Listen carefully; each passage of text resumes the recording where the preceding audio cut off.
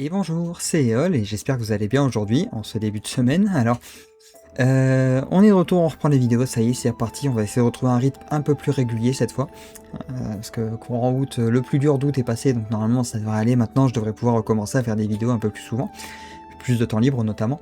Mais dans tous les cas, je suis content de pouvoir recommencer une nouvelle vidéo. Et ce coup-ci, on réattaque la semaine avec un partage qui m'a été fait par des amis chez qui je suis allé en vacances. Alors pour la petite histoire, en gros, début juillet, je suis allé en vacances sur l'île Dieu. Et sur l'île Dieu, il y a quelques petites légendes. Donc mes amis m'en ont parlé et m'ont partagé l'histoire de la roche aux frasses. Du moins une histoire qu'ils connaissaient. Je les remercie encore une fois de m'avoir partagé ça et de m'avoir emmené justement voir cette fameuse roche. J'ai pu en faire des photos et c'est ces images que je vais utiliser pour la miniature et pour la petite image au-dessus de moi. Mais dans tous les cas, je les remercie encore une fois de m'avoir partagé ça et ça me permet d'en faire une vidéo comme je le fais toujours à chaque fois qu'on me fait un partage. D'ailleurs, si vous aussi vous souhaitez me partager des histoires, des légendes proches de chez vous ou pas, même d'ailleurs ou même hors France en fait, n'importe quoi du moment que c'est l'histoire, parce que c'est cette section vos légendes, c'est pour vous en fait, c'est vous qui partagez les histoires et moi je me contente d'en faire des vidéos pour faire un petit peu le relais. Mais voilà, si vous souhaitez vous aussi partager des histoires, des légendes que vous connaissez ou que vous avez trouvé, découvert sur internet ou n'importe comment en fait, n'hésitez pas à m'en parler soit en commentaire sous cette vidéo ou n'importe quelle autre vidéo en fait, soit via les liens qui s'affichent en description. Bon allez, sur ce on peut attaquer.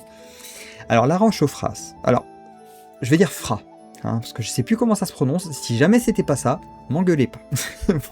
Si jamais il y a des gens de l'île Dieu, une personne de l'île Dieu qui voit cette vidéo, ou quelqu'un qui connaît justement la prononciation, n'hésitez pas à me le dire en dessous en commentaire et j'éviterai de refaire l'erreur plus tard. En plus, on me l'avait dit comment ça se prononçait, c'est ça le pire, on me l'avait dit. Donc j'ai une mémoire de poisson rouge, j'assume. Allez, on attaque.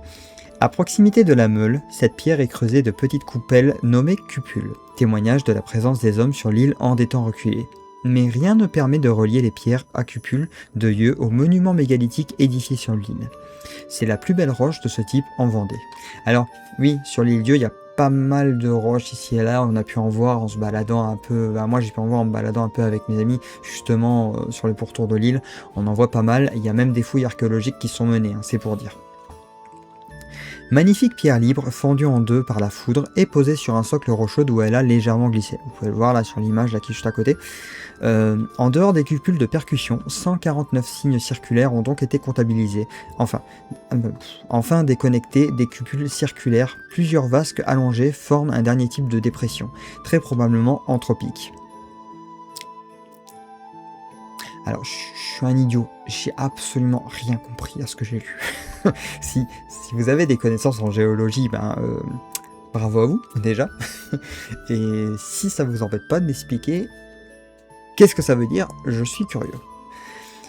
Parce que moi, j'aurais pas le temps d'aller voir par moi-même, j'avoue, j'ai trop de trucs à faire, notamment des légendes, des vidéos à préparer. Alors, les Fra, Fadé ou Fradé sont des lutins propres à l'île Dieu, en Vendée. Le mot Fra semble être une corruption de Fradé ou Farfadé. Ils sont donc proches des Farfadés du Poitou, mais aussi des Foix ou Foix, ouais, ça se dit pareil, mais aussi des Foix ou Foix.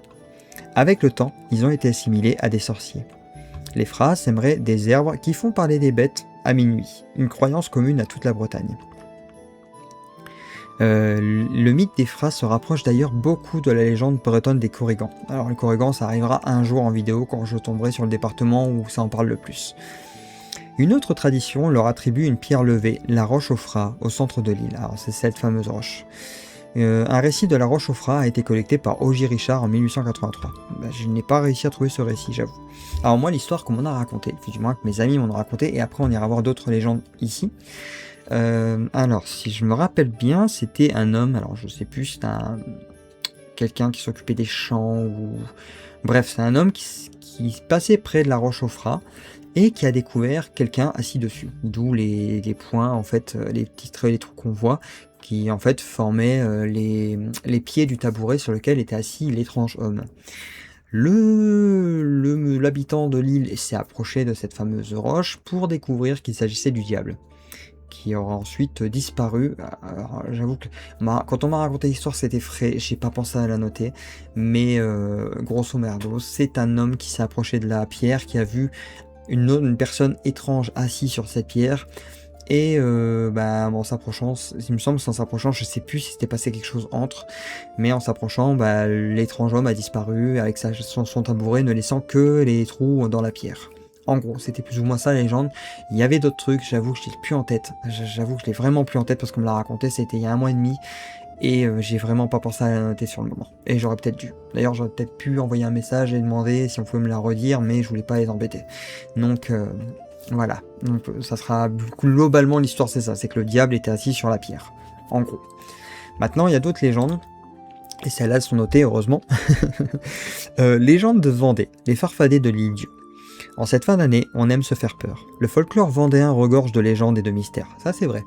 Et nous vous proposons d'en découvrir les plus emblématiques. Les Bretons ont les Corrigans, les Irlandais ont les Léprechaunes. En Vendée et dans le Poitou, on parle de farfadets. Sur l'île Dieu, on parle même plus exactement de fradets ou de fras. Et justement, il se trouve que près de la pointe de la Gournaise, sur l'île Dieu, il existe une zone des Landes appelée les Petits Fradets. Et c'est ici que nous mène notre dernière légende de Vendée. Alors, Actu.fr, ils font pas mal de légendes, c'est très intéressant, si vous avez l'occasion, n'hésitez pas à parcourir un peu.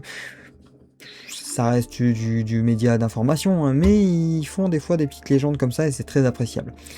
Comme d'autres médias d'ailleurs, mais j'ai remarqué que l'actu.fr en fait un peu plus. C'est une impression en tout cas. Alors j'ai fait une petite pause, faut que je boive. Nid de folie. Le lieu est bien nommé car selon la légende, c'est précisément ici que se réunissent tous les farfadets de l'île, du nord au sud de l'île. Des ruines du vieux château, et tous font le chemin pour se retrouver pendant les nuits de pleine lune. Alors oui, il y a aussi un château sur l'île Dieu qui est vraiment très sympathique et j'ai pu le visiter à 2 reprises. Et son histoire aussi est vraiment appréciable. N'hésitez pas à aller vous renseigner si vous êtes curieux, franchement ça vaut le coup. Ils se réunissent autour des mystérieuses pierres dressées au centre de l'île, tantôt autour de la roche aux phras, je sais jamais, parfois autour des pierres du caillou blanc, ou encore à l'allée couverte de tabernaudes. C'est quoi encore un tabernaude? Oh, je sais plus. Je le mettrai en lien en description, j'irai voir après. On raconte qu'ils se mettent alors à débattre des différentes manières de récompenser et aider les habitants de l'île. Ces décisions étant prises, la séance est levée et la fête peut commencer. Les fradets forment alors des farandoles et se mettent à danser et chanter jusqu'au lever du jour. L'ambiance est alors festive, joyeuse, tout en prenant soin de rester discret. Ouais, c'est vrai qu'on ne les entend pas. Un trésor caché. La légende... Bon, on a compris, au revoir. Voilà.